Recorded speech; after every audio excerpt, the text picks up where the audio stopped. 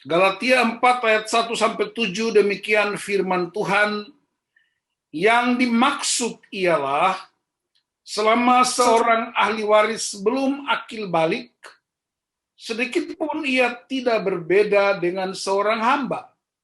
Sungguh pun ia adalah tuan dari segala sesuatu.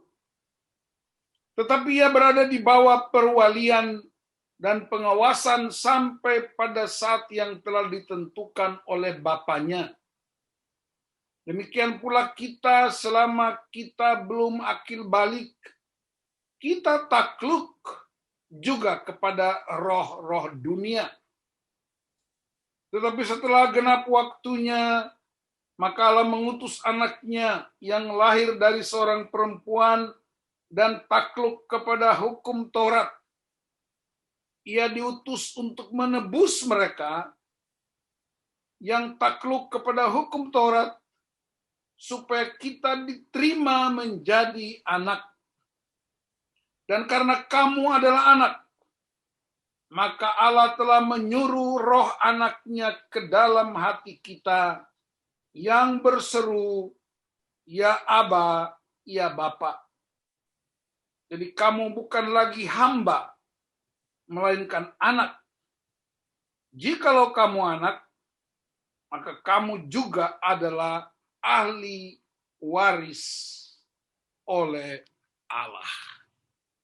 Demikianlah pembacaan firman Tuhan.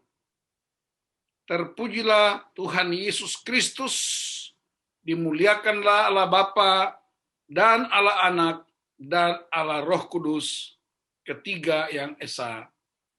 Orang-orang yang berbahagia ialah yang mendengar dan memelihara firman Tuhan. Haleluya. Haleluya. Haleluya. Haleluya.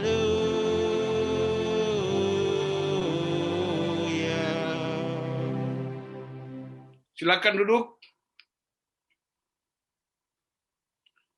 Jemaat yang dikasihi Tuhan Yesus Kristus, Shalom semuanya.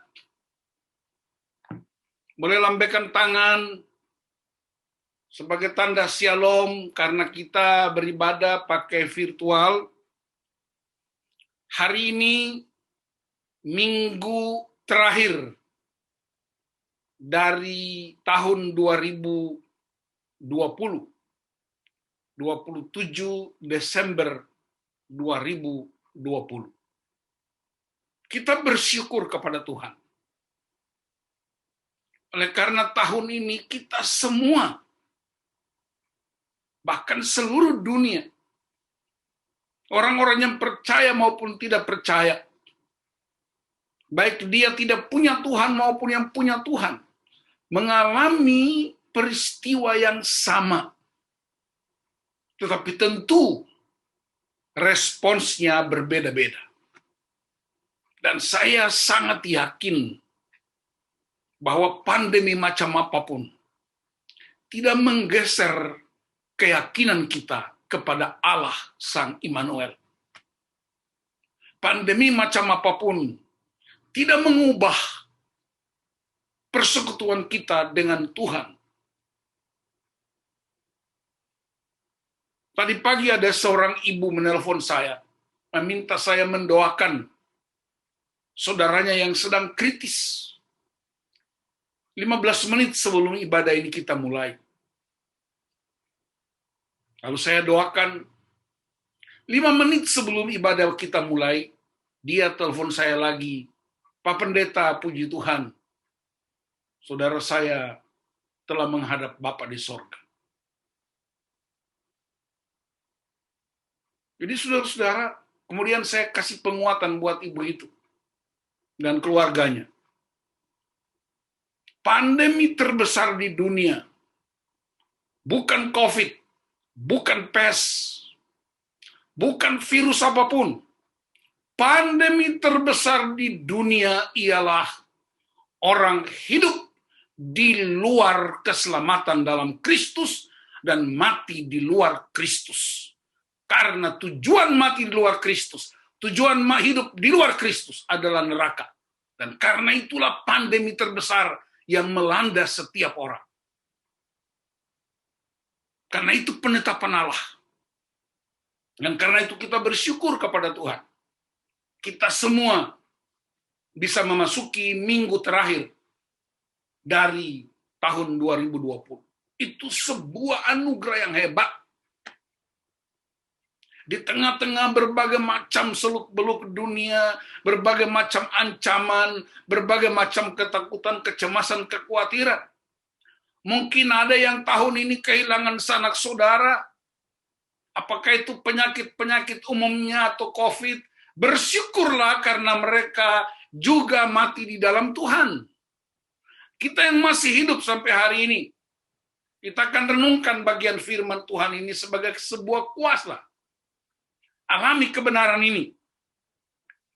Tema kita ialah sudah genap waktunya. Saya ingin menerangkan sudah genap waktunya bagi jemaat. Yang pertama, ada 3 istilah yang menerangkan tentang waktu. Yang pertama, kronos. Kronos itu hitungan detik ke menit, ke jam, hari, minggu, bulan, kuartal, tahun. Jam per jam, itu namanya kronos. Kairos, yang kedua, itu artinya momentum. Itu artinya kesempatan. Itu artinya saatnya. Dan yang ketiga, yang disebut plero, yaitu penggenapan. Dan Alkitab mencatat Allah dalam Kristus yang menjadikan segala sesuatu. Allah dalam Kristus yang menciptakan dunia dan segala isinya, termasuk Allah juga yang mengatur musim-musim kehidupan kita. Allah juga yang mengendalikan segala sesuatu yang terjadi. Tidak ada satupun di luar pengetahuan dan kendali Allah. Dan karena itu sering saya katakan, Allah tidak tertarik pada situasi apapun yang kita hadapi. Allah tidak tertarik pada pandemi. Allah tidak tertarik pada musim-musim. Tapi Allah tertarik pada setiap pribadi dari kita. Allah tertarik pada setiap keluarga. Allah tertarik pada umat yang percaya kepadanya. Karena dia mau supaya umatnya menggenapi waktu yang Tuhan tetapkan. Nah, Rasul Paulus, saudara-saudara, dalam Galatia 4 ini, dia menerangkan tentang prinsip akil balik. Prinsip kekanak-kanakan dan kedewasaan. Kalau saudara perhatikan ayat 1, dia mulai dengan yang dimaksud ialah, itu penjelasan dari ayat di atasnya, yaitu kita anak-anak Abraham, anak-anak perjanjian. Sehingga dia menerangkan tentang akil balik dengan menggunakan pola pikir orang-orang di Galatia. Nah, menurut catatan Alkitab, catatan sejarah dunia, di Galatia itu ada 3 komunitas yang paling besar. Dan 3 komunitas ini sudah percaya Yesus, walaupun masih banyak yang belum menyerahkan diri.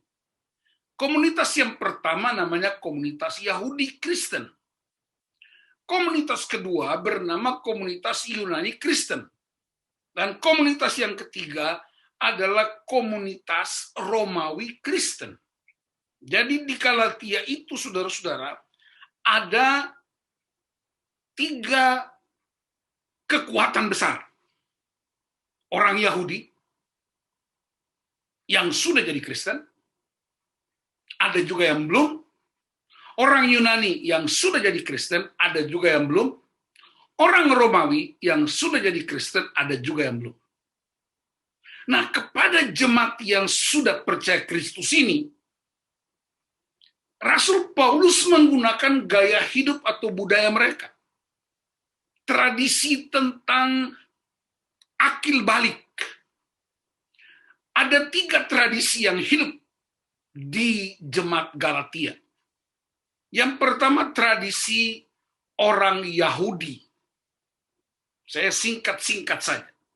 Tradisi Yahudi, seseorang anak disebut akil balik setelah dia berusia 12 tahun dan pada hari Sabat, pada waktu 12 tahun, anak itu dibawa ke bait suci. Yaitu prinsipnya. Dan itu juga pernah Yesus alami waktu umur 12 tahun. Ayahnya dan ibunya di dunia, Yusuf dan Maria, membawa dia ke bait suci. Untuk apa? Untuk melakukan penyerahan otoritas, hak, dan kewajiban. Dan ketika anak Yahudi yang umur 12 tahun itu dibawa ke bait suci, bapaknya berdiri di sampingnya, lalu bapaknya mulai berdoa kepada Allah. Isi doanya begini, saya kutip. Ya, sudah diterjemahkan.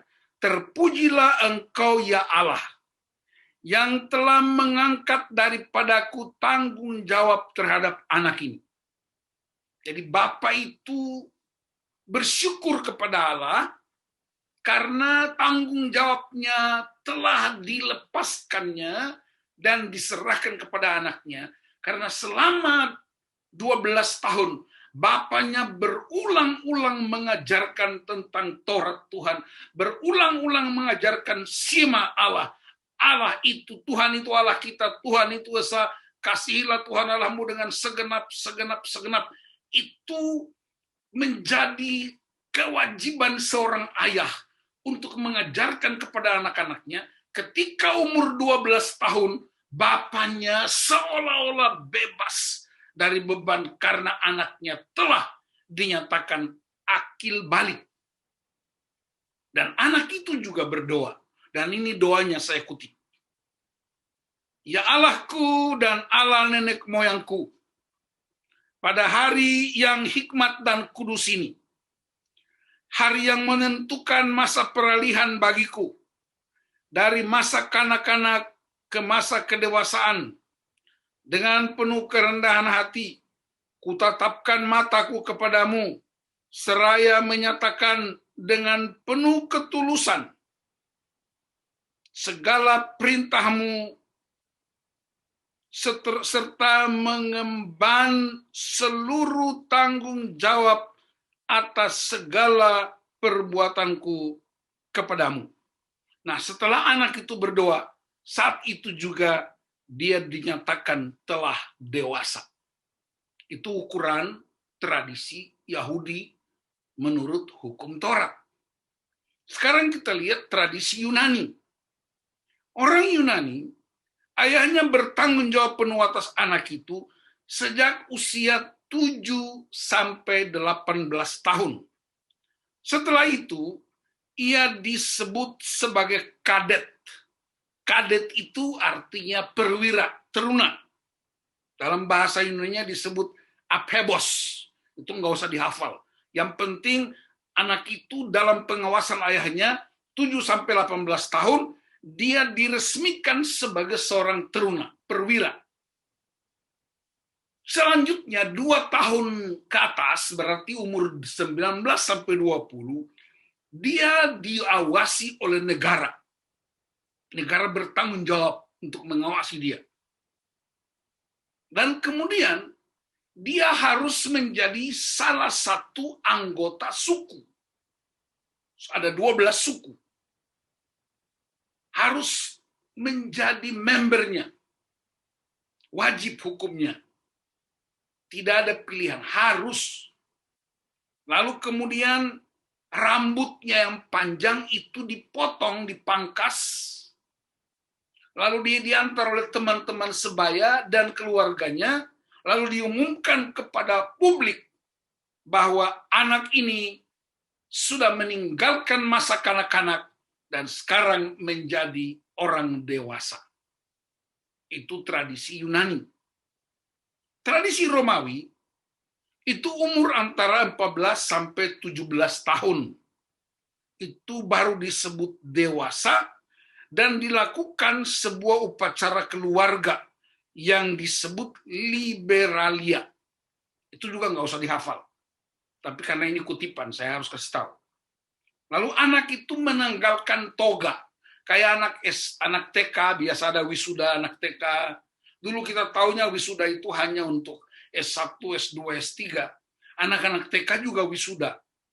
Sekarang ini. Rupanya di zaman gereja mula-mula, anak-anak kecil itu diwisuda. Mereka lepaskan toganya, toganya berwarna ungu, sedikit berpita, kemudian toga itu dilepaskan dan dikasih toga baru yang dipakai oleh orang dewasa. Kalau toga yang kecil itu dikasih pitanya, ketika dia umur 17 tahun, toga yang pakai pita itu dilepaskan, lalu dikasih toga polos tanpa pita. Lalu anak laki-laki serahkan bola sepak bola itu bola, dia diserahkan bola, kemudian anak perempuan serahkan boneka kepada siapa? Dewa Apollo. Nah, rupanya Dewa Apollo itu yang dipakai untuk terbang itu ke Amerika, ke bulan itu. Ya, jadi tanda anak dewasa itu jubahnya diganti, mainannya, bolanya diserahkan, anak gadis bonekanya diserahkan. Nah, saudara-saudara perhatikan. Itu tradisi-tradisi yang hidup di zaman gereja mula-mula, terutama di Galatia karena 3 komunitas ini. Nah, Rasul Paulus mengerti betul 3 tradisi ini, lalu dia menjelaskan berdasarkan firman Allah, bahwa sudah genap waktunya terjadi pengalihan. Sudah genap waktunya terjadi proses berubah. Bukan film, Power Ranger berubah. Tapi berubah dari gaya kanak-kanak kepada gaya orang dewasa. Tidak lagi berdasarkan upacara-upacara Yahudi, tidak lagi berdasarkan upacara-upacara Yunani, tidak lagi berdasarkan upacara-upacara Romawi, karena semua upacara itu upacara-upacara keagamaan yang selalu berhubungan dengan para dewa dan roh-roh lain. Nah, Paulus menggunakan pola ini, tradisi ini, untuk mengatakan bahwa ternyata kedewasaan kita tidak diukur dari usia. Dewasanya seseorang tidak diukur dari kumisnya tebal atau tipis, janggutnya putih atau masih hitam, rambutnya putih atau masih hitam, ada rambut atau tidak ada rambut.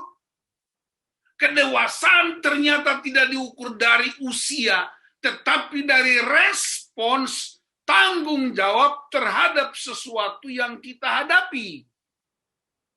Nah, supaya kedewasaan kita itu menjadi sempurna, Rasul Paulus berkata, sudah genap waktunya hukum Taurat itu, hukum-hukum dunia itu, roh-roh dunia itu harus dibatalkan, dikalahkan, karena sudah lahir bagimu Yesus Kristus, Sang Plero itu, Sang Waktu yang telah menggenapkan segala sesuatu, sehingga kedewasaan kita bukan berdasarkan usia yang ditentukan tradisi-tradisi kita, kedewasaan kita tidak ditentukan oleh bentuk-bentuk tubuh dan semua alat-alat yang ada dalam tubuh kita.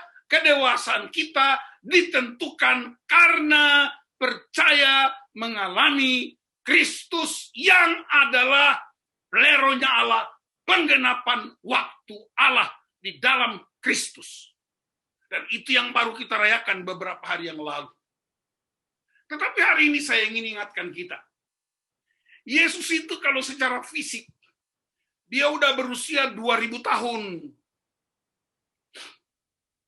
Tapi kita masih anggap dia seperti anak-anak.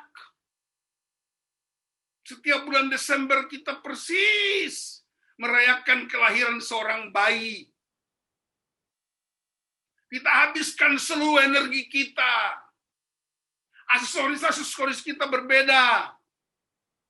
Gaya hidup kita berbeda. Karena kita masih punya paradigma Yesus itu bayi. Dengar saya beritahu, dia sudah duduk di sebelah kanan Allah Bapa. Bukan untuk menjadi hakim. Kalau dia jadi hakim nanti datang pada kedua kalinya. Tetapi sekarang dia menjadi perantara kita. Dia menjadi pembela kita untuk memastikan hubungan kita dengan Bapa.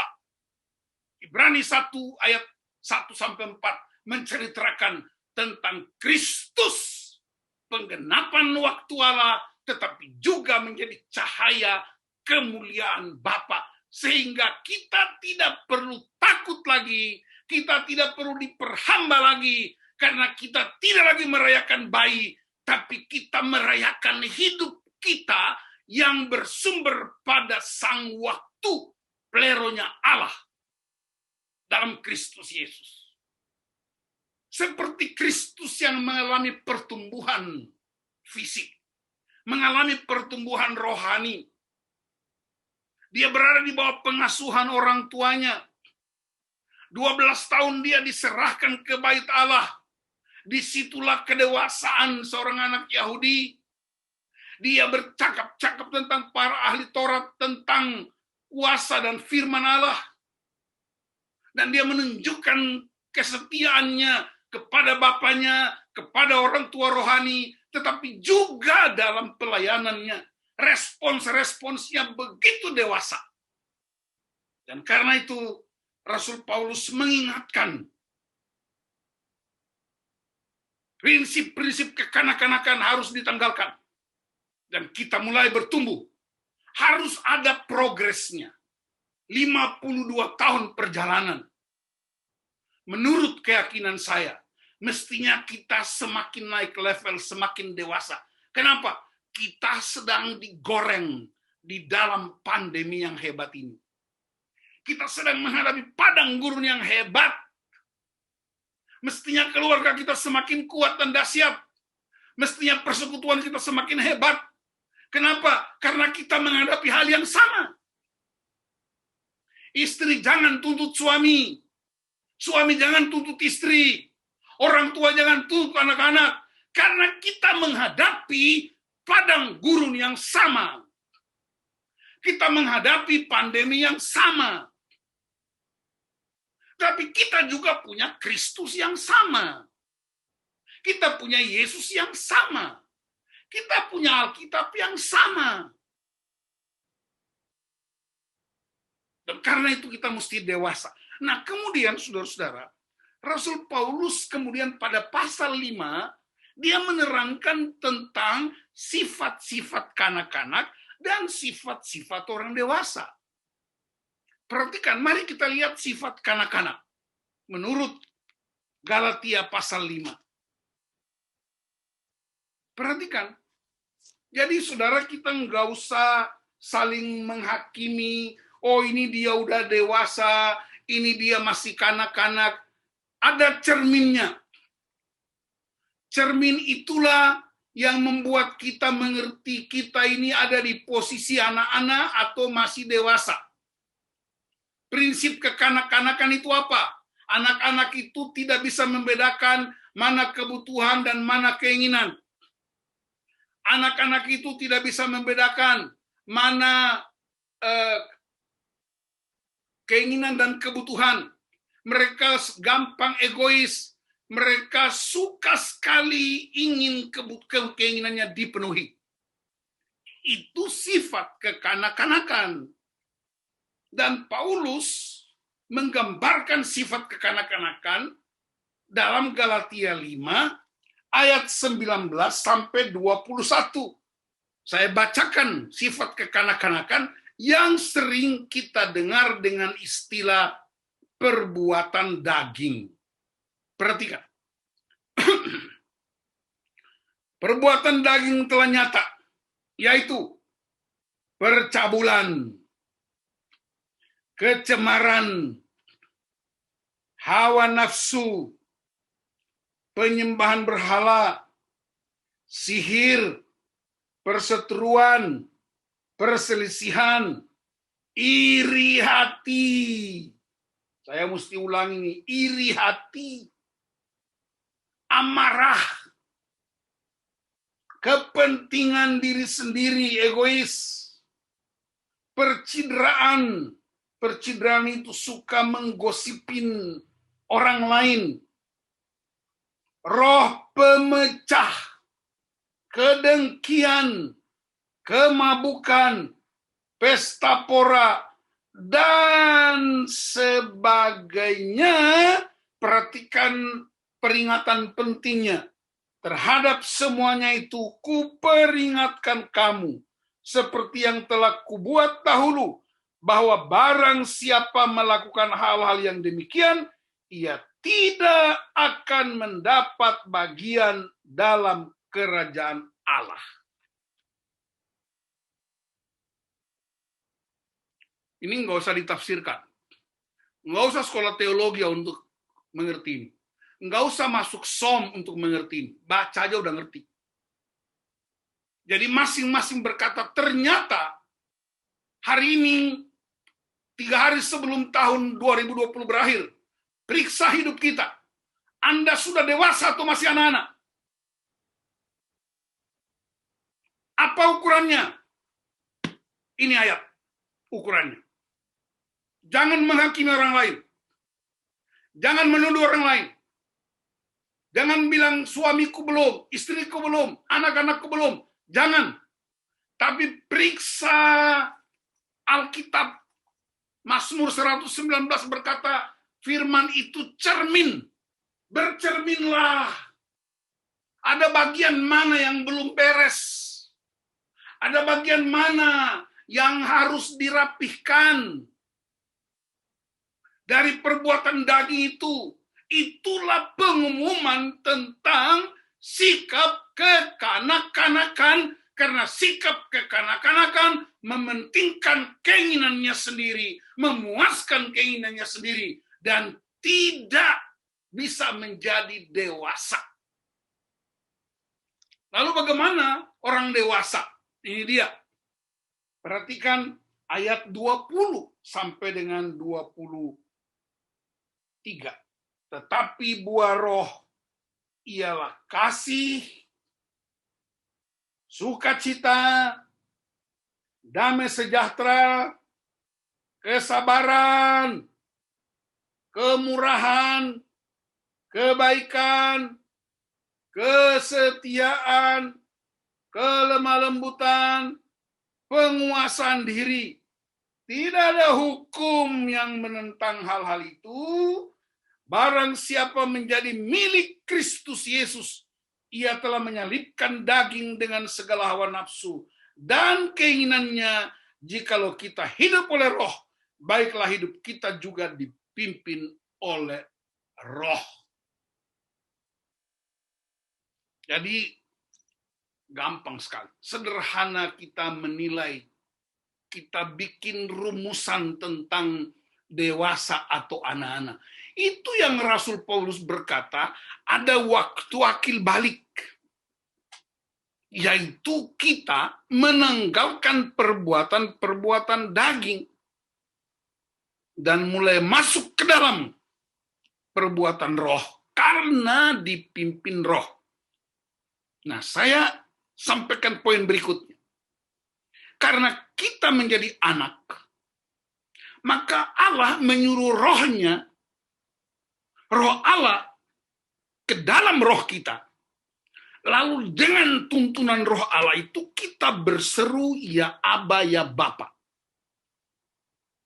Ya Aba, ya Bapa artinya hubungan intim dengan Bapa.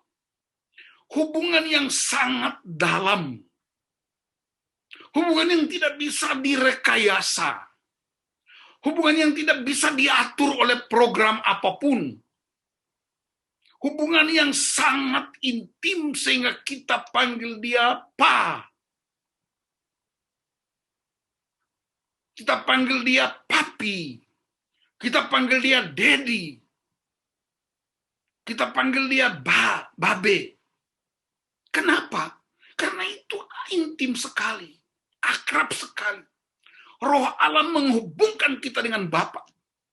Dan ingat, tujuan hidup kekal menurut doa Yesus dalam Yohanes 17 ayat 3, tujuan hidup kekal ialah mengenal Bapa dan mengenal Kristus.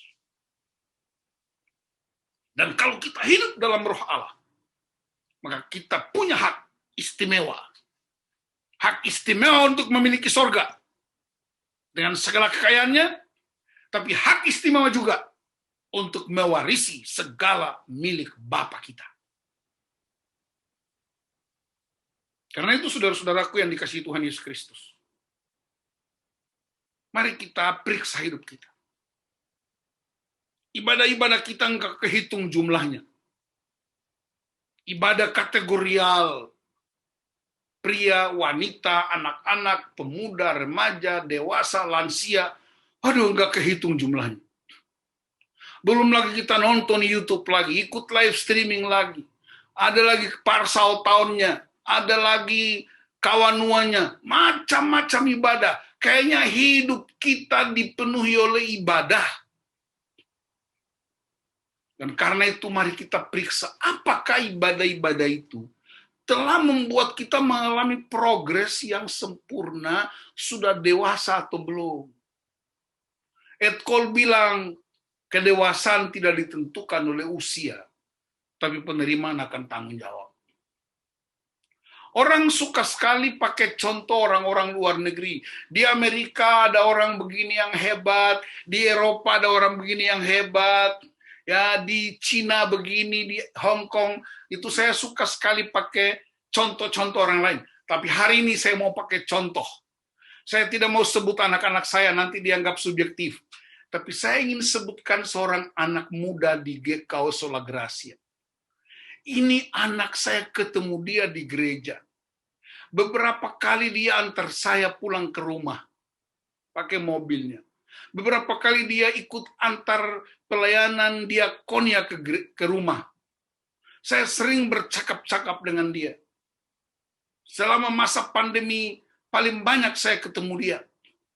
Dan saya lihat hidupnya sekalipun dia masih muda, tapi dia sangat dewasa. Responsnya luar biasa.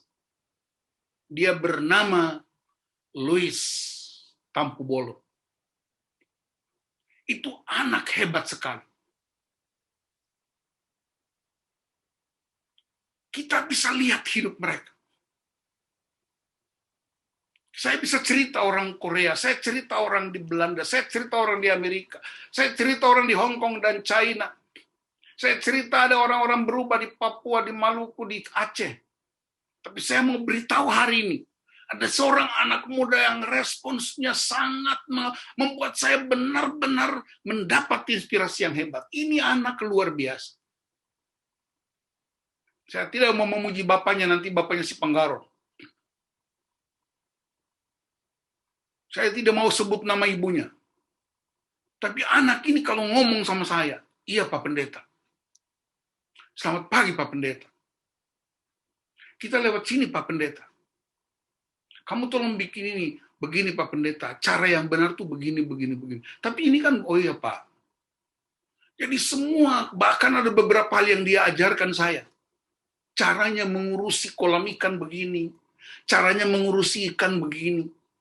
Dengan sopan santun yang hebat. Bagi saya ini anak dewasa. Saya tidak mau cari tahu bagaimana orang tuanya didik. Tapi buahnya bisa ketahuan. Padahal menurut cerita, bapaknya dulu preman hebat di Tanjung Priok. Ketika dia mengalami Tuhan, kita bisa lihat dari buahnya. Dan dia punya 3 kata kunci yang selalu dia ucapkan. Dan ini yang penting buat kita. Orang dewasa suka bilang, thank you. Terima kasih. Diberi atau ditegur, terima kasih. Orang yang dewasa suka bilang, I'm sorry. Mohon maaf, saya salah. Orang dewasa suka bilang, tolong aku. Help me please. Jadi 3 kata magic yang menentukan respons positif sebagai orang dewasa. Terima kasih. Mohon maaf. Tolong. Itu 3 kata magic yang saya ingin supaya kita mengalaminya sebagai sebuah kebenaran. Itu yang disebut respons yang positif. Saya tidak mau cerita kedua putra saya, karena nanti dianggap subjektif. Walaupun mereka juga banyak kelemahan, kekurangan. Ada juga banyak hal positif. Masing-masing kita tahu anak-anak kita. Tapi saya ada ketemu beberapa anak di gereja. Anak GKO Sola Gracia, mohon maaf, saya nggak sebut nama. Yang baik-baik aja kita sebut, yang jelek nggak usah disebut. Saya udah parkir mobil, udah keluar dari mobil pun. Nggak ada sapaannya. Anak belum sampai 20 tahun. Nggak ada selamat pagi, kek. Tanya pun nggak bicara. Kenapa? Semua yang kita alami di rumah, walaupun kita tidak menceritakan, tapi dialami anak-anak kita.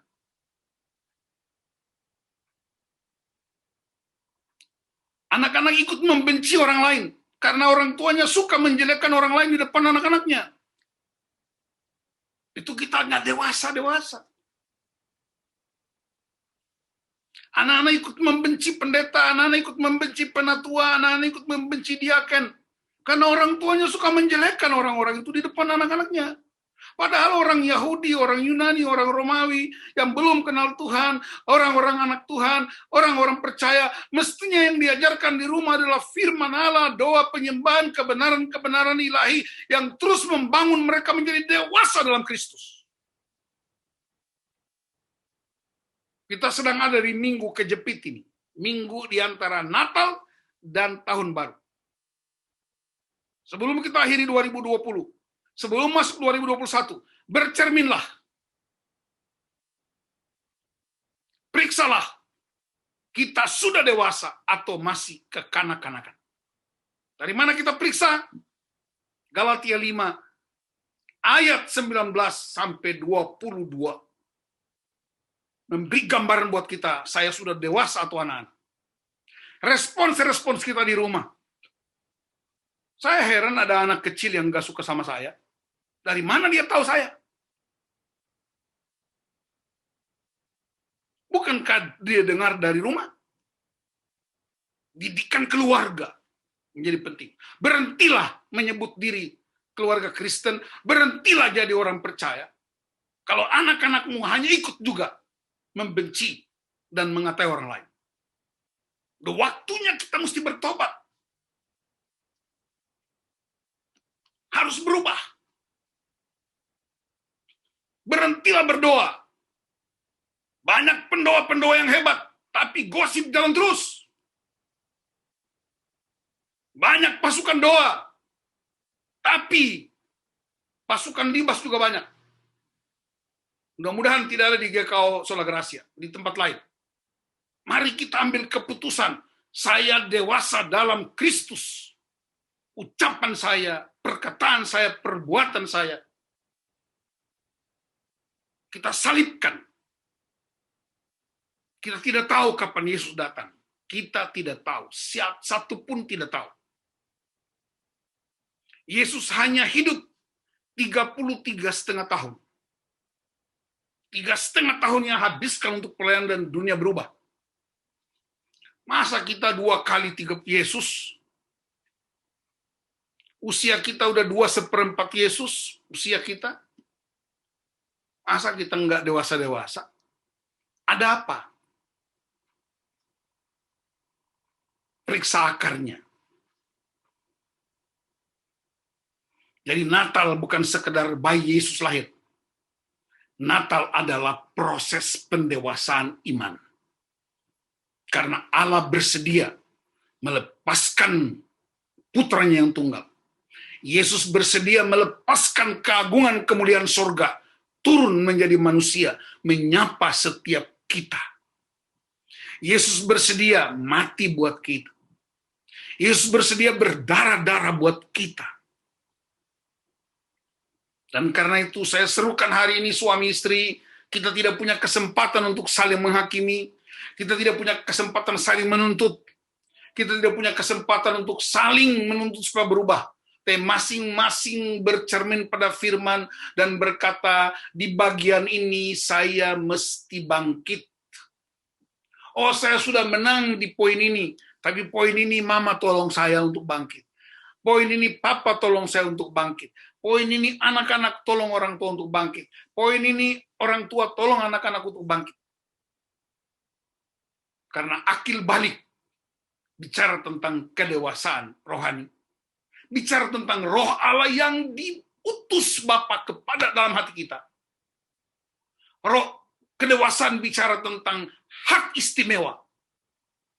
Dan juga hak waris atas kerajaan Bapa. Itulah persimpangan kita antara Natal dan Bonataon, antara Kejadian dan Tahun Baru. Ada interupsi dari Tuhan. Hai John Syaila, hai Luhut Manulang, hai Agus Lete, hai Stefanus, hai Martinus Liur, hai Yohanes Sakarias.